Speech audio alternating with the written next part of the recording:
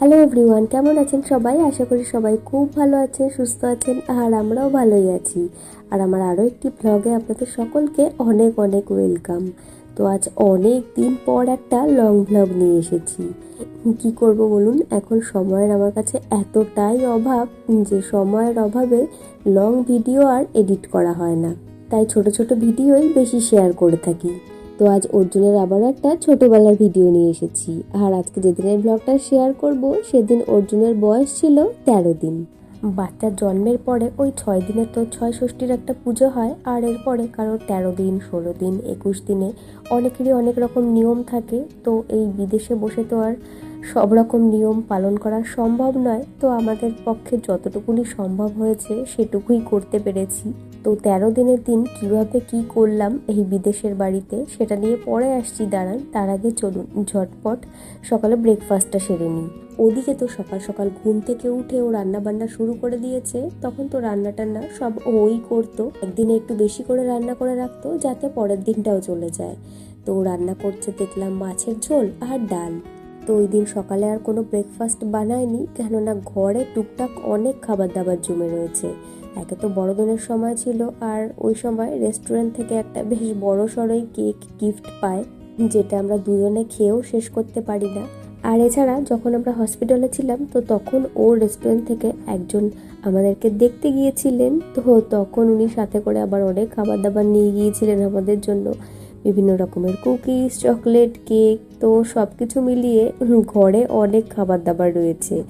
তো তাই ভাবলাম সকালবেলাটা আজকে এইসব খেয়েই কাটাই। তো এই যে এই কেকটা ওর রেস্টুরেন্ট থেকে বড়দিন উপলক্ষে গিফট করেছিল।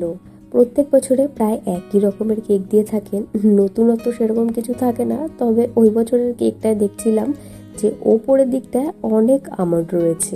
আর এখানে না ক্রিসমাসের সময় ইটালিয়ানরা এই কেকটাই বেশি খেয়ে থাকেন। তবে জানেন, এখানকার এই কেকের সঙ্গে আমাদের দেশের পাম কেকের কোনো মিল নেই। এখানকার এই কেকটা দেখতে কেকের মতো হলেও ভেতরের দিকটা না অনেকটা ব্রেডের মতো, মনে হবে যেন ব্রেডই খাচ্ছি। ইটালিতে সবাই এই কেকটাই বেশি খেয়ে থাকেন। তো চলুন ও বাড়িতে থাকতে থাকতে আমি ঝটপট ব্রেকফাস্টটা সেরে নিই, কেননা রান্না বান্নার শেষে ও আবার আজকে সমস্ত জামা কাপড় কাচতে যাবে।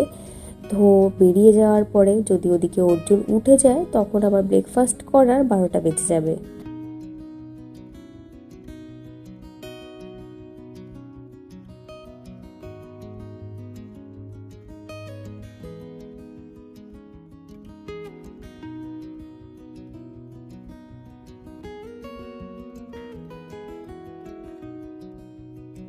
ব্রেকফাস্ট সেরে নিয়ে অর্জুন দেখলাম ঘুমাচ্ছে, আর সেই সুযোগে আমিও ঝটপট স্নান সেরে আসলাম। আর আমিও স্নান সেরে আসার কিছুক্ষণের মধ্যেই ও দেখলাম ঘুম থেকে উঠে পড়লো। ভালোই হয়েছে, স্নান করতে করতে ঘুম থেকে ওঠেনি, স্নান করে আসার পরেই ওর ঘুম ভেঙেছে। নয়তো ঘুম থেকে উঠে মাকে দেখতে না পেয়ে যদি চিৎকার চেঁচামেচি শুরু করে দিত তাহলে আরেক কাণ্ড হতো। তো এখন আর কি, ওকেও একটু জামা কাপড় চেঞ্জ করিয়ে নতুন জামা কাপড় পরিয়ে দিই। আর তখন ওকে কোলে নিলেই ওই যে নিউবর্ন বেবির গায়ের যে মিষ্টি মিষ্টি গন্ধটা, ওটা আগে মন ভরে শুঁকে নিতাম, যেটা কিনা আজ ভীষণভাবে মিস করি। তো আজ 13 দিনের দিনে ওকে একটা নতুন জামা পরাবো। আর যেই জামাটা ওই দিন পরিয়েছিলাম সেই জামাটা ওকে যখন ওর কাকা কাকি হসপিটালে দেখতে গিয়েছিল, তো তখন ওরা সাথে করে অনেকগুলো জামা নিয়ে গিয়েছিল, তো তার মধ্যে থেকেই একটা জামা পরাবো। আর ইটালিতে জানেন, বাচ্চা জন্মানোর পরে ম্যাটারনিটি কেয়ার থেকে বেশ ভালো একটা সুবিধা পাওয়া যায়। আমরাও ফার্স্ট টাইম জানতে পেরেছি, আগে জানতাম না। তো সেদিন সকালবেলা না মিডওয়াইফের ক্লিনিক থেকে একটা ফোন এসেছিল। তো ফোন করে আমার কথা জিজ্ঞাসা করছিল যে আমি কেমন আছি, সুস্থ আছি কিনা, ঠিকঠাক মতো সবকিছু করতে পারছি কিনা। আর এছাড়াও আমার যদি ঘরের কাজে কোনো হেল্পের দরকার হয় তাহলে ওনারা একজন ম্যাটারনিটি নার্স পাঠাবেন, সে আমাকে ঘরের কাজকর্ম করতে বেশ খানিকটা সাহায্য করে দেবেন। তো ওই ধরুন একটু টুকটাক রান্না বান্না করে দিল, একটু ঘর গুছিয়ে দিল, এই সমস্ত আর কি। তো তখন ও বলেছিল যে না, ম্যাটারনিটি নার্স পাঠানোর কোনো দরকার নেই, ওর তখন রেস্টুরেন্ট ছুটি ছিল। তো ওই তখন ঘরের সমস্ত কাজকর্ম করতো। তো আমার কাছে আবার পারমিশন নিচ্ছিল যে ম্যাটারনিটি নার্সকে আসতে বলবো কিনা। তা আমি বললাম না না, কোনো দরকার নেই, এমনিতেই তো আমি ইটালিয়ান ভাষা ঠিকঠাক মতো পারবো না, তারপরে তুমি থাকবে না বাড়ি, উনি কি বলবে আমি বুঝতেও পারবো না, তারপরে কি না কি রান্না করে দেবে সেগুলো খেতে পারবো কি না তাহাও একটা ব্যাপার আছে।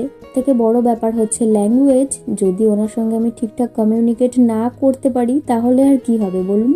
তো তার থেকে ভালো কোনো দরকার নেই ওনাকে আসতে বলার। তো যাই হোক, আমরা এই ফ্যাসিলিটিটা নিইনি ঠিকই, তবে ইটালিতে বাচ্চা জন্মালে যে এরকম একটা ভালো ফ্যাসিলিটি পাওয়া যায় তা জানতে পারলাম। আর এদিকে জামা কাপড় পরাতে গিয়ে সে যে কি চিৎকার চেঁচামেচি শুরু করেছিল। তো যাই হোক, জামা কাপড় পরাতে পরাতে ওদিকে ওর বাবাও বাড়ি ফিরে এসেছে, আর এসে 13 দিনের দিন আজকে নাকি একটু মিষ্টি দিয়ে ঠাকুরকে পুজো দিতে হয়। তো ঠাকুরকে ওই একটু ফল মিষ্টি দিয়ে পুজো দিতে বসলো, আর আমি ততক্ষণে অর্জুনকে কোলে নিয়ে একটু ঘুম পাড়ানোর চেষ্টা করছিলাম। এমনিতে তো 6 দিনের দিন 6 ষষ্ঠীর একটা পুজো হয়ে থাকে, যেটা কিনা ওর দাদুর বাড়িতে হয়েছে। তো ওই দিন বাড়ির আশেপাশে ওই পাড়া প্রতিবেশীর লোকজনকে মিষ্টি মুখও করানো হয়েছে। এখানে তো আর ওসব করা সম্ভব নয়, তো এক জায়গায় হলেই হলো। আর এরপর সন্ধ্যাবেলা অর্জুনকে ঘুম পাড়িয়ে রেখে আজ প্রচুর জামা কাপড় কাচা হয়েছে, তো সেইগুলোকে নিয়ে আমি একটু গোছাতে বসলাম। দেশে থাকলে পরে হয়তো এই 6 দিনের দিন 13 দিনের দিন যা যা নিয়ম ছিল ওগুলো সব করা হতো, তবে দেশের বাইরে থেকে তো আর সেসব করা সম্ভব নয়। তো আমাদের পক্ষে যতটুকুনি সম্ভব হয়েছে ততটুকুই আমরা করতে পেরেছি। আর বাড়ি থেকে মা বলে দিয়েছিল ওই একটা কাগজের মধ্যে হরে কৃষ্ণ মহামন্ত্র লিখে অর্জুন যে বালিশটার মধ্যে ঘুমায় ওই বালিশের তলায় সারা রাত রেখে দিতে। তো এখন বসে বসে সেটাই লিখছি।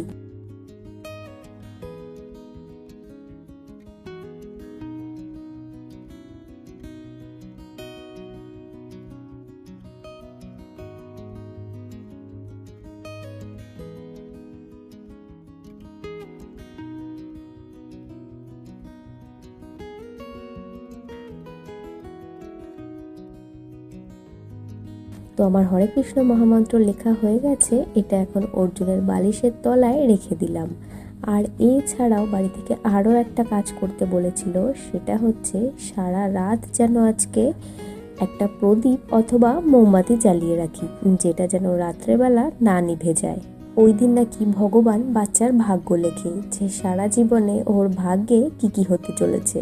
তো প্রদীপ জ্বালালে পরে তো একটু পরে পরে তেল ঢালতে হবে, নয়তো তেল শেষ হয়ে গেলে প্রদীপটাই নিভে যাবে। তো তার থেকে ভালো একটা মোমবাতি জ্বালিয়ে রাখি। তো ওকে একটা ক্যান্ডেল আনতে বলেছিলাম, যেটা যাতে সারা রাত চলে যেতে পারে। তো সে কি করেছে, তার থেকেও ডবল সাইজের একটা ক্যান্ডেল নিয়ে এসে হাজির হয়েছে, যেটা কিনা সেদিন তো সারা রাত ধরে জ্বলেইছে। তারপরেও আগামী 2-3 দিন রাতে যে আমি হালকা করে একটা লাইট জ্বালিয়ে রাখতাম সেটা আর জ্বালাতে হয়নি। আগামী 2-3 দিন ধরে মোমবাতিটা জ্বলেছে। তো যাই হোক, 6 দিনের দিনেও সারা রাত মোমবাতি জ্বালিয়ে রেখেছিলাম, আর ওই 13 দিনের দিনেও সারা রাত মোমবাতি জ্বালিয়ে রেখেছিলাম। তো ছেলে আমার ওদিকে ঘুমিয়ে পড়েছে, ওকে শুইয়ে দিলাম। আর চলুন আজকের ব্লগটা তাহলে এখানেই শেষ করছি। ভিডিওটা দেখার জন্য সবাইকে অনেক অনেক ধন্যবাদ। ভিডিওটা ভালো লাগলে একটা লাইক শেয়ার সাবস্ক্রাইব করে পাশে থাকার অনুরোধ রইল। দেখা হচ্ছে খুব শিগগিরই পরের ব্লগে। ততক্ষণ সবাই ভালো থাকবেন, সুস্থ থাকবেন, টাটা।